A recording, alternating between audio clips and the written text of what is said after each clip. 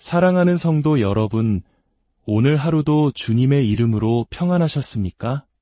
매일의 삶 속에서 우리는 때로 보이지 않는 영적 싸움에 지쳐 힘겨워하곤 합니다. 어떻게 하면 이 싸움에서 승리할 수 있을까요? 오늘 이 말씀을 듣기 시작하시기 전에 잠시 시간을 내어 저희 채널을 구독하고 좋아요를 눌러주시면 감사하겠습니다. 여러분의 작은 손길 하나가 하나님의 은혜와 진리의 말씀을 더 많은 영혼에게 전하는 귀한 통로가 됩니다. 이 영상을 공유하고 함께 은혜를 나누는 모든 분들의 가정과 삶 위에 주님의 놀라운 평안과 축복이 가득하기를 간절히 기도합니다. 하나님께서는 우리에게 아이디어를 원하시는 것이 아닙니다. 그분은 우리의 행동을 보고 싶어 하십니다. 우리가 얼마나 진지한지 삶으로 증명하기를 원하십니다. 하나님께 순종해야겠습니다. 라고 말로만 고백하는 것을 듣기 원하시는 것이 아니라 무릎을 꿇고 삶의 모든 영역에서 그분께 복종하는 모습을 보기 원하십니다. 주께서 내 간구를 들으셨으므로 내가 그를 사랑하는도다 라고 찬양하는 입술을 넘어 세상이 하나님을 외면하려 할 때에도 모든 결정 속에서 하나님을 사랑하는 당신의 마음을 보기 원하십니다. 주님은 말씀하십니다.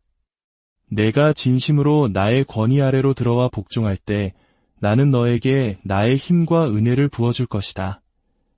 성경 야고보서 4장 7절은 이렇게 말씀합니다. 그런즉 너희는 하나님께 복종할지어다. 마귀를 대적하라.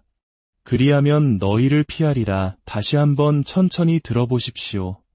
하나님께 복종할지어다. 마귀를 대적하라. 그리하면 너희를 피하리라. 여러분, 이 순서가 전부입니다. 이 순서는 절대적입니다. 많은 사람들이 마귀를 대적하고 그 후에 하나님께 복종해야지 라고 생각합니다. 하지만 성경의 순서는 정반대입니다. 하나님께 복종하고 그리고 마귀를 대적하라입니다. 만약 당신이 하나님께 먼저 온전히 복종하지 않은 상태에서 마귀를 대적하려 한다면 당신에게는 그를 이길 힘이 없습니다. 영적인 에너지가 부족한 것입니다.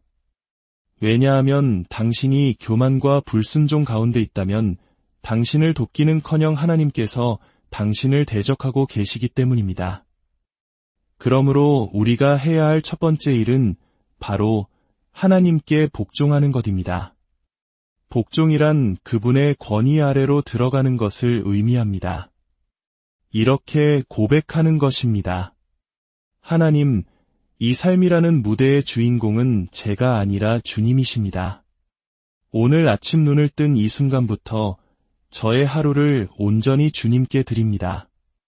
오늘 하루 주님께서 저의 주인이십니다. 나의 삶을 다스리시고 나의 결정을 주관하시고 나의 걸음을 인도하여 주옵소서. 저는 주님께 온전히 복종합니다. 이렇게 당신이 하나님께 완전히 복종하는 순간 놀라운 일이 일어납니다. 이제 마귀는 더 이상 당신 혼자만을 상대하는 것이 아닙니다. 마귀는 당신과 함께 하시는 전능하신 하나님을 상대해야만 합니다. 아침에 일어나서 당신 혼자의 힘으로 이렇게 외친다고 상상해 보십시오. 사탄아, 오늘 너는 날 이기지 못할 거야. 나를 죄짓게 만들지 못해. 어쩌면 사탄은 그런 당신을 보며 비웃을지도 모릅니다. 당신이 혼자라는 것을, 자신의 힘만으로는 아무것도 할 수 없다는 것을 알기 때문입니다. 우리 주 예수님을 보십시오. 마태복음 4장에서 예수님께서는 사탄을 대면하시기 전에 먼저 40일 밤낮으로 금식하며 기도하셨습니다. 인간의 몸을 입고 오셨기에 먼저 하나님 아버지와의 깊고 친밀한 관계 속으로 들어가 그분의 능력으로 충만해지는 시간이 필요했던 것입니다.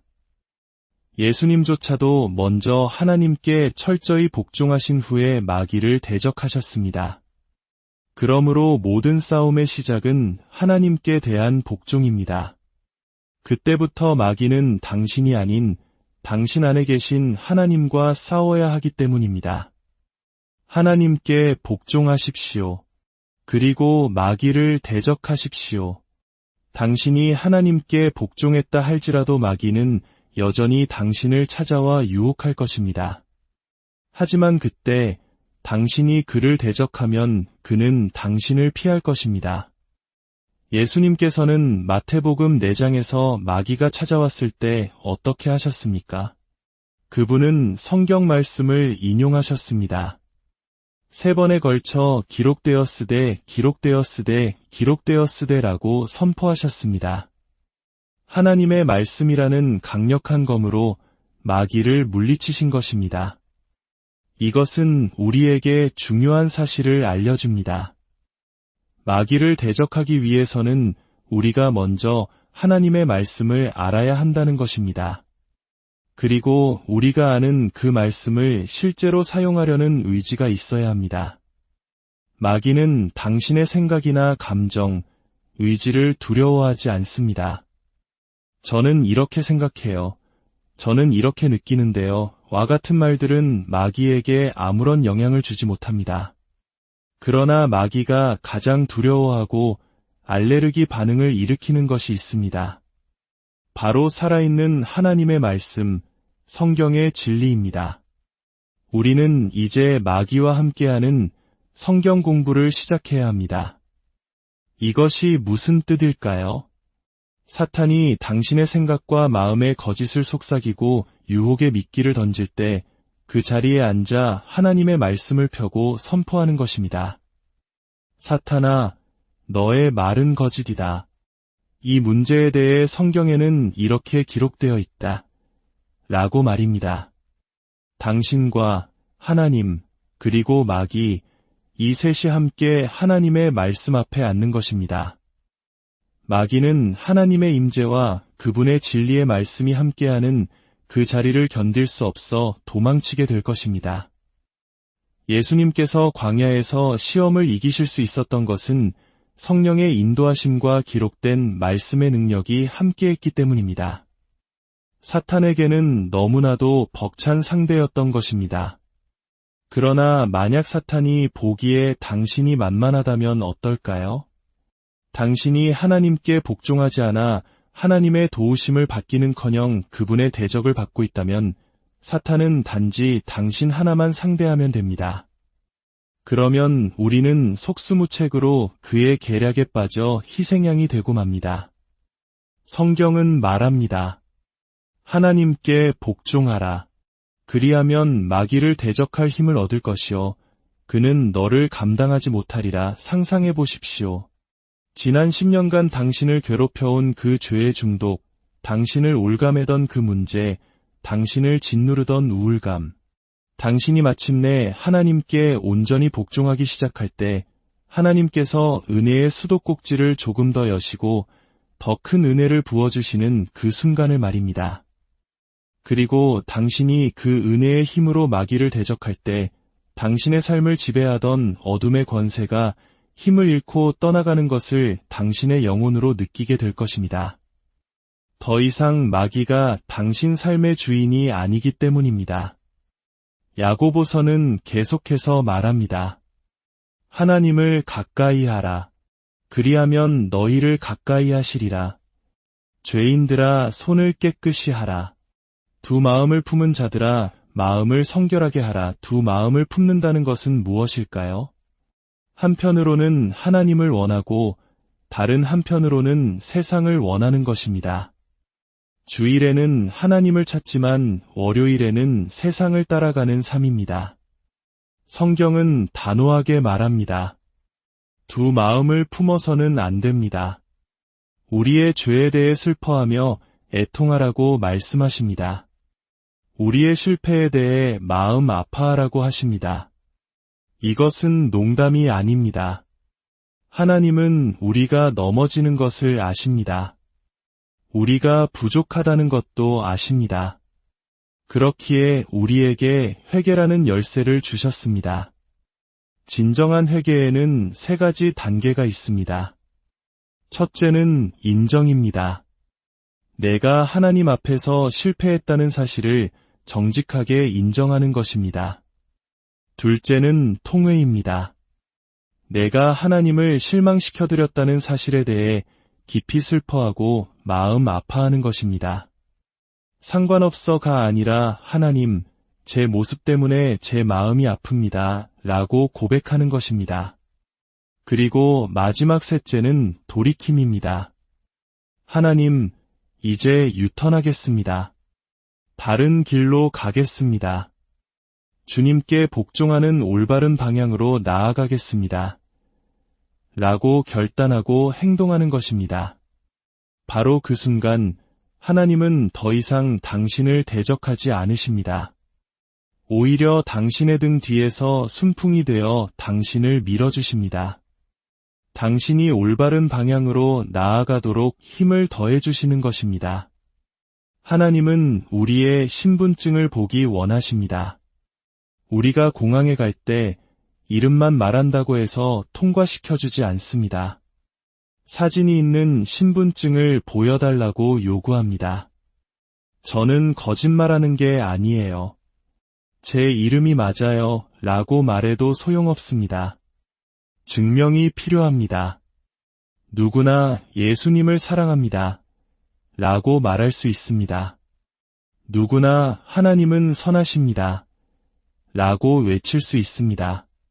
그러나 하나님께서는 우리의 삶이라는 신분증을 보기 원하십니다. 당신이 진지하다는 것을 행동으로 증명하기를 원하십니다. 말로만 복종하는 것이 아니라 삶으로 무릎 꿇는 모습을 보고 싶어 하십니다. 세상이 하나님을 외면할 때 당신의 모든 결정 속에서 하나님을 사랑하고 그분의 뜻을 따르는 그 모습을 통해 당신의 믿음을 확인하기 원하십니다. 내가 진심임을 내가 볼 때 겸손한 자에게 은혜를 베풀리라. 나의 권위에 복종하는 자를 내가 붙들어 주리라. 그리고 10절 마지막에는 이렇게 약속하십니다. 주께서 너희를 높이시리라. 주님께서 오셔서 당신을 붙드시고 강하게 하시고 능력을 더하여 주실 것입니다. 하지만 당신의 마음 속에서 세상과 하나님이 경쟁하고 있다면 그 일은 일어나지 않을 것입니다. 세상은 사탄이 주관하는 시스템이며 우리로 하여금 삶의 모든 영역에서 하나님을 배제하도록 압력을 가합니다. 우리의 계획, 결정, 대화 속에서 하나님을 몰아내려고 합니다. 많은 사람들이 영적인 가면을 쓰고 살아갑니다. 실제 자신의 모습보다 더 영적으로 보이기 위해 신앙적인 용어를 사용하고 거룩한 척 행동합니다. 하지만 하나님은 우리의 그런 영적인 가면을 원하지 않으십니다. 그 가면을 벗어버렸을 때 드러나는 우리의 진짜 현실, 그 연약한 모습 그대로 주님 앞에 나아오기를 원하십니다. 하나님께서 찾으시는 사람은 진실한 사람입니다. 이것이 바로 나입니다. 저는 그리스도인입니다. 저는 예수 그리스도를 따르는 사람입니다. 세상이 이것을 아는 것을 두려워하지 않습니다. 라고 당당하게 고백하는 사람입니다. 세상은 계속해서 우리에게 압력을 가할 것입니다. 예수님을 우리 삶의 변두리로 몰아내라고 그분을 없는 분처럼 여기라고 말입니다. 그러나 그 거짓말에 속지 마십시오. 잠수함은 깊은 바닷속 엄청난 수압을 견딜 수 있습니다. 그 이유는 잠수함 내부의 압력이 외부에서 가해지는 압력보다 더 강하기 때문입니다. 일반적인 배는 그 압력을 견디지 못하고 찌그러져 버리고 맙니다. 우리가 이 세속적인 세상 속으로 더 깊이 들어갈수록 세상이 우리의 믿음을 포기하도록 가하는 압력은 더욱 거세질 것입니다. 그렇기 때문에 우리 안에 계신 예수 그리스도의 능력이 세상이 우리에게 가하는 압력보다 더 커야만 합니다. 그래야 우리는 무너지지 않고 믿음을 지킬 수 있습니다. 사랑하는 성도 여러분, 하나님 편에 굳게 섭시다. 그리하여 그분의 도우심을 잃지 맙시다. 우리 개인의 삶과 공동체 위에 더 큰 은혜가 임하도록 날마다 주님께 복종하고 세상을 향하여는 담대히 마귀를 대적하며 나아갑시다. 사랑의 하나님 아버지, 오늘 말씀을 통해 우리에게 영적 승리의 비결을 알려주시니 감사합니다. 우리의 힘과 의지로는 아무것도 할 수 없음을 고백합니다. 먼저 주님께 온전히 복종하게 하옵소서. 내 삶의 주권을 주님께 내어드립니다. 그리고 주님께서 주시는 힘과 능력으로 모든 죄의 유혹과 마귀의 계략을 담대히 대적하게 하옵소서. 그리하여 날마다 승리하는 삶, 하나님을 기쁘시게 하는 삶을 살아가도록 우리 모두를 붙들어 주옵소서. 이 모든 말씀, 우리를 구원하신 주 예수 그리스도의 이름으로 간절히